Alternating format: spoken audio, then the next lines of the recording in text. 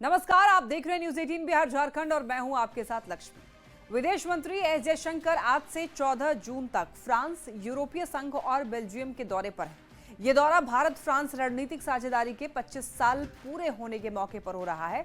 और देखिए, जयशंकर पेरिस और मार्से में दरअसल फ्रांसीसी विदेश मंत्री जीन नोएल बेरोट से मुलाकात करेंगे और मेडिटेरेनियन रायसीना डायलॉग में भाग लेंगे। यूरोपीय यूनियन में वो काया से रणनीतिक वार्ता करेंगे और यूरोपीय संसद ऑक आयोग के वरिष्ठ नेताओं से भी मुलाकात करेंगे। बेल्जियम में व्यापार, तकनीक और भारतीय समुदाय से जुड़ी हुई बातचीत होगी। इस दौरे से भारत के यूरोप से रिश्ते और मजबूत होने की उम्मीद है।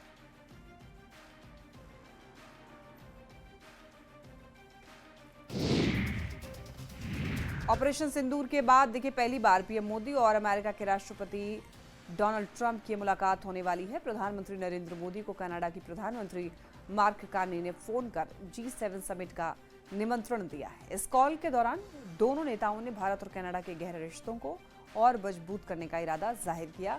लेकिन सबसे दिलचस्प बात यह है कि ऑपरेशन सिंदूर के बाद ये पीएम मोदी और अमेरिका के राष्ट्रपति डोनाल्ड ट्रंप की पहली आमने सामने की मुलाकात होगी। G7 शिखर सम्मेलन 15 से 17 जून 2025 को कनाडा के अल्बर्टा प्रांत के कनानास्किस्ट में आयोजित होने वाला है। बीजेपी सांसद रविशंकर प्रसाद के नेतृत्व में विदेश दौरे पर गया सर्वदलीय प्रतिनिधिमंडल आतंकवाद के मुद्दे पर दुनिया भर में पाकिस्तान को बेनकाब कर लौट आया है। रविशंकर प्रसाद के नेतृत्व में ये team France, Italy, Denmark, England, Brussels और जर्मनी की यात्रा पर थी। इन सभी देशों के प्रतिनिधियों और वहां पर रह रहे भारतीय समुदाय के लोगों से इन नेताओं ने मुलाकात की। आतंकवाद के खिलाफ भारत के ऑपरेशन सिंदूर की चर्चा की। रविशंकर प्रसाद ने यह कहा कि आतंकवाद के खिलाफ भारत की लड़ाई में सभी देशों का साथ मिला है। मुझे एक बात की प्रसन्नता है कि भारत के प्रति पहलगाम के बर्बर आतंकवाद के खिलाफ बहुत गुस्सा है देशों में और सबों ने कंडेम किया, सहानुभूति की। ये एक बहुत नई बात है और जिस उद्देश्य से हम लोग को भेजा गया था, we saw a great convergence, be it England, be it Germany, be it Copenhagen, be it Germany और इवन इन ब्रसल्स। हम लोग यूरोपियन पार्लियामेंट में भी गए और हर जगह एक स्वर से इसकी आलोचना हुई। भारत के मिसाइल अटैक के बाद पाकिस्तान अब अमेरिका के दरवाजे पर जाकर गिड़गिड़ा रहा है। वॉशिंगटन पहुंचे 13 सदस्यीय पाकिस्तानी प्रतिनिधिमंडल ने अमेरिका से लड़ाकू विमान और एडवांस डिफेंस सिस्टम की मांग की है। पाकिस्तान के केंद्रीय मंत्री मुसादिक मलिक ने खुद ये माना कि भारत की तकनीक बहुत एडवांस है और उससे मुकाबला करना उनके बस की बात नहीं। मलिक ने कहा कि अगर हमारे पास एयर डिफेंस सिस्टम न होता तो हम मलबे में दबे होते। अब पाकिस्तान खुलेआम कबूल कर रहा है कि भारत के हमले से उन्हें भारी नुकसान पहुंचा है।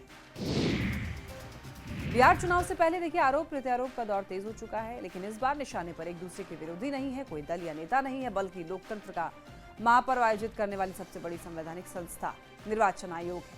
राहुल गांधी के बाद अब तेजस्वी यादव ने भी निर्वाचन आयोग पर बड़ा आरोप लगा दिया है। तेजस्वी ने कहा कि बिहार में चुनाव को लेकर अगर शक होता है तो ये स्वाभाविक है, क्योंकि 2020 के विधानसभा चुनाव में निर्वाचन आयोग की कार्यशैली सबने देखी है।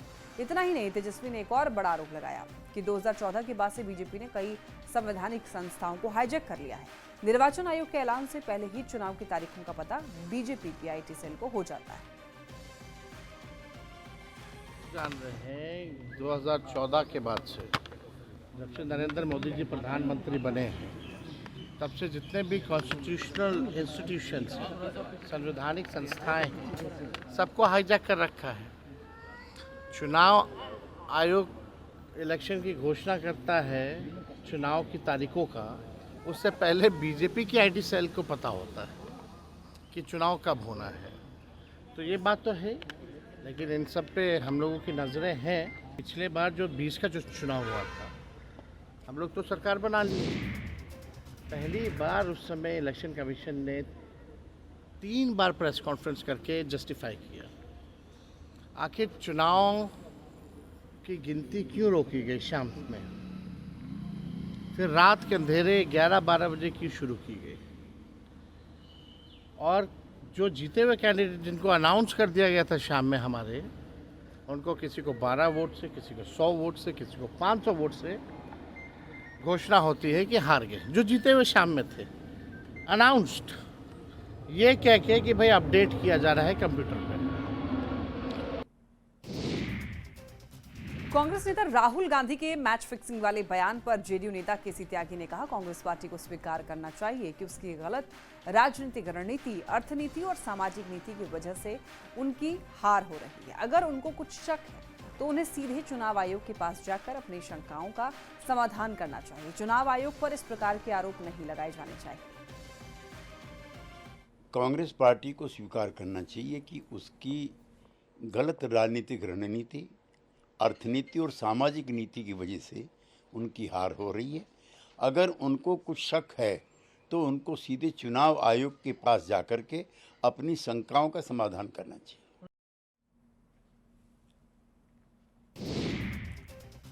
राहुल गांधी के मैच फिक्सिंग वाले आरोप पर सियासत गरमाई हुई है। गिरिराज सिंह ने कहा कि राहुल गांधी अब हार के नए मौसम वैज्ञानिक हो गए हैं।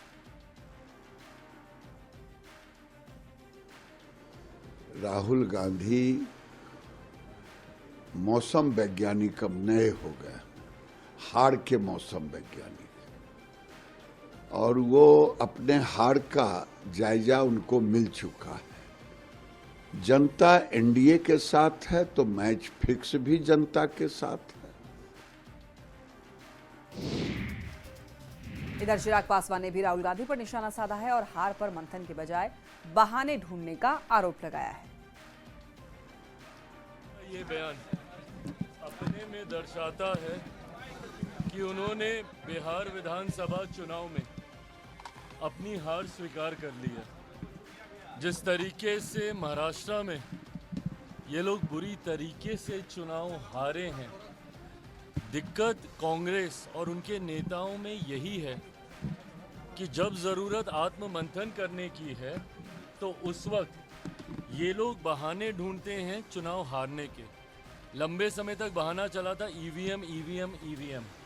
अब वो बहाना कहीं ना कहीं ठंडा हो गया, तो अब ये फिक्सिंग वाला एक नया बहाना इन्होंने निकाल लिया। और देखिए, इस वक्त एक बड़ी खबर सामने आ रही है पटना से। प्रशांत किशोर को लेकर एक बड़ा खुलासा किया गया। जेडीयू प्रवक्ता देखिए संजय सिंह ने बड़ा खुलासा किया। डिप्टी सीएम बनना चाहते थे प्रशांत किशोर, नीतीश मंत्रिमंडल में चाहते थे डिप्टी सीएम बनना। मंशा उनकी पूरी नहीं होने पर जेडीयू के खिलाफ काले धन को सफेद करना चाह रहे हैं पीके। ये बड़ी खबर नीतीश मंत्रिमंडल में प्रशांत किशोर को लेकर दरअसल ये बड़ा खुलासा सामने आया है।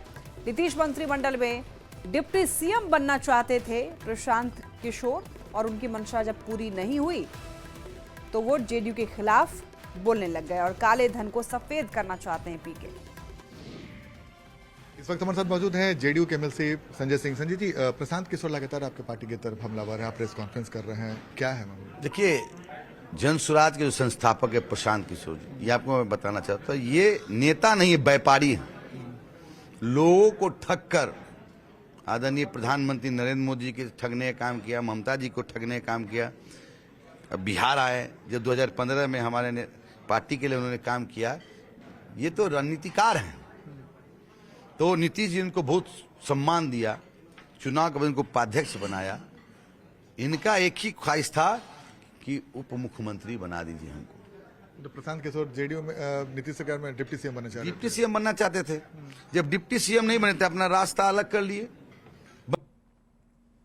अब से देखिए, कुछ ही देर के बाद में आपको बता दें कि चिराग पासवान आरा के रमना मैदान से हुंकार भरने वाले हैं और शाहबाद में एनडीए की शक्ति का संदेश देते हुए अपने चुनावी अभियान का शंखनाद करेंगे चिराग पासवान। एलजेपी रामविलास ने इस नव संकल्प सभा को लेकर के पूरी ताकत झोंक रखी है। पूरा रमना मैदान बैनर पोस्टर से पट गया है। स्टेडियम में विशाल पंडाल बनाया गया और भारी संख्या में समर्थक भी पहुंच चुके हैं। चिराग पासवान पटना से आरा पहुंच रहे हैं और उन्होंने शाहबाद की किसी सीट से चुनाव लड़ने के सवाल पर भी जवाब दिया है। शाहबाद के लिए निकल रहे हैं, तो क्या माने कि शाहबाद से ही आप चुनाव लड़ेंगे? क्योंकि काफी ज्यादा बयान भी आ रहे हैं कि चिराग यही सीट से चुनाव लड़ते हैं। चलिए, अगर ये प्रश्न आपके लिए इतना ही महत्वपूर्ण है तो मुझे उसी मंच से इसका जवाब देने दीजिए। महागठबंधन में दरार दिख रहा है। कांग्रेस ने कहा है कि तेजस्वी उनके कोऑर्डिनेशन के चेहरे हैं, लेकिन सीएम के फेस अभी तक तय नहीं हुआ है। हाँ, तो ये इनके गठबंधन में ये हमेशा की परिस्थिति रही है भाई, हमेशा की परिस्थिति रही है। अपने सहयोगी के साथ भी रहेंगे, उनका साथ भी नहीं देंगे। वहीं देखिए, मुजफ्फरपुर में राष्ट्रीय लोक मोर्चा के राष्ट्रीय अध्यक्ष उपेंद्र कुशवाहा प्रमंडलीय स्तरीय महारैली कर रहे हैं। उपेंद्र कुशवाहा मुजफ्फरपुर के क्लब मैदान में संवैधानिक अधिकार परिसीमन सुधार महारैली कर रहे हैं, जिसमें 13 जिलों से 25,000 से भी अधिक लोगों के पहुंचने का दावा किया जा रहा है। मुजफ्फरपुर के क्लब मैदान में उपेंद्र कुशवाहा की महारैली को लेकर तैयारी पूरी है। सीएम नीतीश कुमार वैशाली में गांधी सेतु पहुंचे और यहां पर उन्होंने निर्माणाधीन पुल का जायजा लिया और काम में तेजी लाने का अधिकारियों को निर्देश दिया। गांधी सेतु के समानांतर बन रहे ब्रिज का सीएम ने निरीक्षण किया और इस दौरान पटना और वैशाली के अधिकारी भी वहां पर मौजूद रहे। दिल्ली में देखिए, 9 साल की मासूम बच्ची के साथ हैवानियत और मर्डर के मामले में दिल्ली पुलिस की कई टीम वेस्ट यूपी में छापेमारी कर रही है। इसी क्रम में दिल्ली पुलिस हापुड़ पहुंची। हापुड़ में दिल्ली पुलिस की 2 से 3 टीमों ने दबिश दी है और दिल्ली पुलिस को एक आरोपी नौशाद की लोकेशन हापुड़ में मिली थी, जिसके बाद पुलिस उसकी बहन के घर पिलखुआ पहुंची और नौशाद की बहन से पूछताछ की। दिल्ली पुलिस ने नौशाद की बहन को हिरासत में लिया है। इसके अलावा हापुड़ शहर में भी दिल्ली पुलिस की टीम ने नौशाद की गिरफ्तारी के लिए दबिश दी है। अभी तक की जानकारी के अनुसार नौशाद पुलिस की गिरफ्त में नहीं आ पाया है, लेकिन दिल्ली पुलिस लगातार दबिश देकर उसकी गिरफ्तारी की कोशिश में लगी हुई है। हनीमून मनाने गए मेघालय इंदौर के राजा रघुवंशी और उनकी पत्नी सोनम को लेकर बड़ा खुलासा हुआ है। एक गाइड ने यह दावा किया है कि जिस दिन राजा और सोनम लापता हुए उस दिन उनके साथ 3 और युवक भी थे। एक गाइड ने पुलिस को यह जानकारी दी है। गाइड ने यह बताया है कि राजा और सोनम को 3 पर्यटकों के साथ 23 मई सुबह यहाँ पर नोग्रियात से मावलाखियात के बीच में देखा गया। 23 मई को ही दंपति लापता हुआ था। राजा का शव 2 जून को एक गहरी खाई में मिला था, जबकि सोनम की तलाश अभी भी जारी है। आपको ये बता दें कि राजा और सोनम रघुवंशी केस में राजा के बड़े भाई विपिन रघुवंशी का बड़ा दावा है। राजा के बड़े भाई विपिन ने कहा है कि लाल कार से 3 लड़के इन लोगों का पीछा कर रहे थे। नकाब से चेहरा ढके हुए थे लड़के। विपिन ने कहा कि शिलांग में कोई चेहरा नहीं ढकता है। बड़े भाई हैं विपिन रघुवंशी हमारे साथ मौजूद हैं और एक वीडियो भी इस वक्त वो देख रहे हैं, हम भी उस वीडियो को देख रहे हैं। शायद ये तस्वीर भी आप देखिए, आप तक भी दिखाने की कोशिश करेंगे कि जिस तस्वीरों को देख रहे हैं, आखिरी बार आपके जो भाई हैं, जो आपकी बहू हैं सोनम, और ये सोनम है, देखिए सोनम नज़र आ रही हैं और इसी नीले कलर की 2 व्हीलर गाड़ी से वो घूमने निकले थे। राजा आपके जो भाई वो भी तस्वीर में नज़र आ रहे हैं। ये सोहरा के किसी होटल का बाहर का वीडियो बताया जा रहा है। हाँ, ये वीडियो जो है ये सोहरा पुलिस स्टेशन के आसपास में कोई एक होटल है, ये वहाँ का वीडियो है। और इसमें जो है अपने हम लोग इसमें देख सकते हैं तो इन लोगों की गाड़ी की जस्ट पीछे एक गाड़ी आई लाल कलर की, वहाँ से 2 लोग उतरते हैं और इनकी गाड़ी काफ़ी दूर खड़ी हुई है। ये जो लाल गाड़ी खड़ी ना, ये काफ़ी दूर, होटल से दूर खड़ी है। हालांकि उनको होटल आना होता कभी तो होटल की जैसे आसपास में गाड़ी लगाते हैं, ये नहीं 10 मतलब करीब अपने 10-20 होटल छोड़ के गाड़ी लगाते हैं वो लोग। अब वहाँ से देखिए 2 लोग उतरेंगे नीचे, यहाँ से 2 लोग उतरेंगे नीचे, ये देखिए उतरेंगे, देखिए उतरेंगे, देखिए जरा। अच्छा, 2 लोग उतरेंगे यहाँ से, उसमें से एक फ़ोन में बात करते जाएगा। ये देखिए, ये एक बंदा उतरा वहाँ से, ये ठीक है, ये आगे गया, ये होटल के अंदर घुसा, ठीक है। ये सेकंड बंदा आया, ये देखिए, ये फ़ोन में बात करते रहेगा, जब तक बात करेगा ये, जब तक राजा और ये सोनम जो है वहाँ से जब आगे पीछे होंगे ना तो उनके पीछे आगे उनको देखेगा, ये हाँ, ये देखिए, ये पलटा, ये साइड में कोने घुस गया, दिख रहा है कोने घुस गया, ये कोने घूम के ये बात करते रहेगा, देखिए ये बात कर रहा है, ये देखिए बात कर रहा है, कोने भी दिख रही है, ये कोने बात कर रहा है। अब वहाँ से देखना धीरे से आगे आएगा और अपना मास्क से जो है ना अपना कवर कर लेगा, देखना दूसरा बंदा आके। सबसे बड़ी बात वहाँ तो लोग मास्क लगाते नहीं, आप भी वहाँ नहीं मास्क लगाते ही नहीं, वहाँ पे हम लोगों ने किसी को मास्क लगाते दिखा नहीं बताऊँगा एक बार भी। वो पूरा फेस पूरा कवर करा हुआ है, ये देखिए वो भी जा रहा है, वापस आ रहा है, मतलब जब तक। खबर भागलपुर से, जहां पर हावड़ा वंदे भारत एक्सप्रेस पर एक बार फिर पत्थरबाजी की घटना हुई है। बीते 2 महीने में ये दूसरी बार हुआ है। टिकानी रेलखंड के पास में ट्रेन को निशाना बनाया गया। इस घटना से यात्रियों में अफरा तफरी और दहशत फैल गई है। ट्रेन के C7 कोच की 42 और 43 नंबर सीट की खिड़की पर पत्थर लगने से शीशा टूट गया। कुछ पत्थर ट्रेन की बॉडी से भी टकराए, जिससे तेज आवाज हुई और यात्री डर गए। बच्चे रोने लगे और कुछ यात्री शोर मचाने लगे। स्थिति को संभालते हुए कैटरिंग स्टाफ और RPF स्कॉट टीम ने यात्रियों को शांत कराया। घटना उस समय हुई जब ट्रेन भागलपुर से चलने के 15 मिनट के बाद टिकानी रेलखंड से गुजर रही थी, जिसका वीडियो सामने आया है। आशंका ये जताई जा रही है कि हाट पुरानी और टिकानी के बीच में किसी मवेशी के ट्रेन से कट जाने के कारण गुस्साए लोगों ने पथराव किया। भागलपुर में सोशल मीडिया पर एक वीडियो तेजी से वायरल हो रहा है। बताया जा रहा है कि वायरल वीडियो में आरजेडी के भागलपुर के जिला अध्यक्ष चंद्रशेखर यादव जाम छलकाते हुए नजर आ रहे हैं और वो नशे में पूरी तरीके से धुत हैं। आरजेडी जिला अध्यक्ष का जुबान लड़खड़ा रहा है। जिला अध्यक्ष के साथ और भी कई लोग शराब पीते हुए नजर आ रहे हैं। हालांकि न्यूज़ 18 इस वायरल वीडियो की पुष्टि नहीं करता है। मोतिहारी में न्यूज़ 18 की खबर का असर हुआ है। 500 युवक युवतियों को बंधक बनाने वाले रक्सौल का मास्टरमाइंड और 25,000 का इनामी इनामुल हक को गिरफ्तार करने के लिए पुलिस ने दबिश बनानी शुरू कर दी है। डीबीआर कंपनी बनाकर के 500 युवकों को बंधक बनाकर काम करने वाले इनामुल हक के घर पुलिस बैंड बाजा लेकर के पहुंची और माइकिंग करके जल्द से जल्द सरेंडर करने की हिदायत दी। इनामुल हक रक्सौल का सबसे बड़ा मास्टरमाइंड माना जाता है और इसकी सांठगांठ कई सफेद पोस्ट से है। राजधानी पटना में हाल के दिनों में बढ़ी हुई आपराधिक घटनाओं के बाद एसएसपी के एक एक्शन से हड़कंप मच गया। पटना पुलिस के 9 थानेदारों को एक साथ यहां पर चलता कर दिया गया है। इसमें 4 थानेदार तो ऐसे हैं जिन पर लाइन हाजिर की कार्रवाई हुई है। दरअसल जिन थानेदारों पर एक्शन लिया गया है वो अपनी ड्यूटी के प्रति लापरवाह और अधिकारियों के आदेश की अवहेलना कर रहे थे। पटना पुलिस में हुई कार्रवाई के बारे में और अधिक जानकारी दे रहे हैं और आपको बताते चलें कि उन पर कार्रवाई हुई है। पटना पुलिस में हुई इस कार्रवाई का अब लोग हर तरफ चर्चा कर रहे हैं। भागलपुर के शहीद जुब्बा सहनी केंद्रीय कारा में अचानक से कैदियों से मुलाकात करने वालों की यहां पर भारी भीड़ उमड़ पड़ी है। जेल के देखिए मुख्य गेट से बाहर जेल में बंद कैदी के परिजनों की लंबी कतार होने के कारण लोग जो है घंटों इंतजार करते हुए नजर आए। जेल प्रशासन की सघन जांच पड़ताल के बाद में मुख्य गेट के अंदर प्रवेश दिया जा रहा है।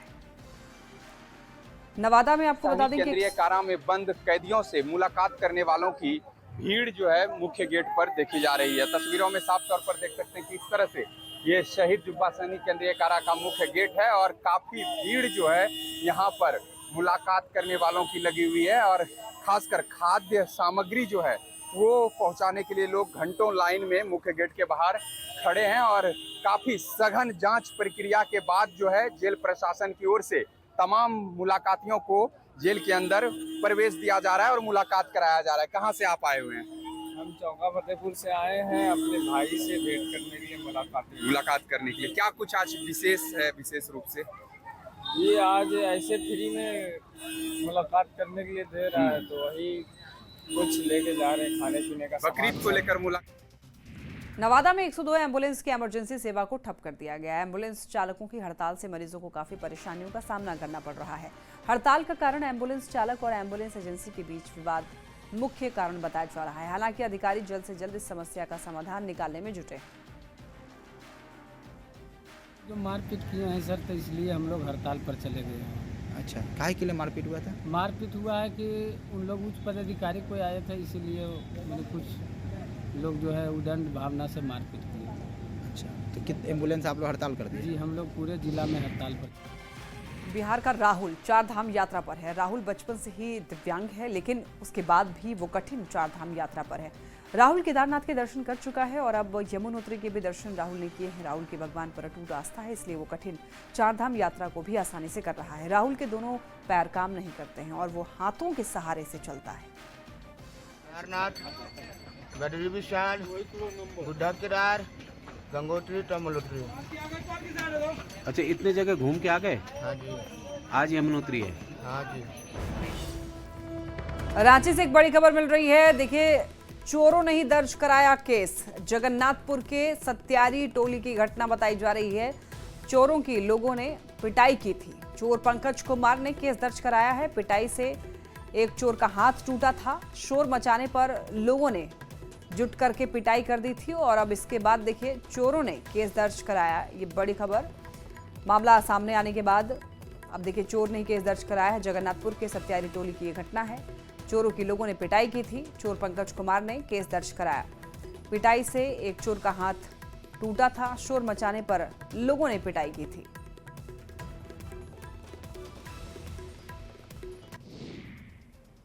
सिमडेगा में नदियों से अवैध तरीके से बालू खनन दिन दहाड़े जारी है। ट्रैक्टर से लगातार हो रहे अवैध बालू खनन की तस्वीरें सामने आ रही हैं, जिससे अंदाजा ये लगाया जा सकता है कि बालू माफिया किस कदर बेखौफ है।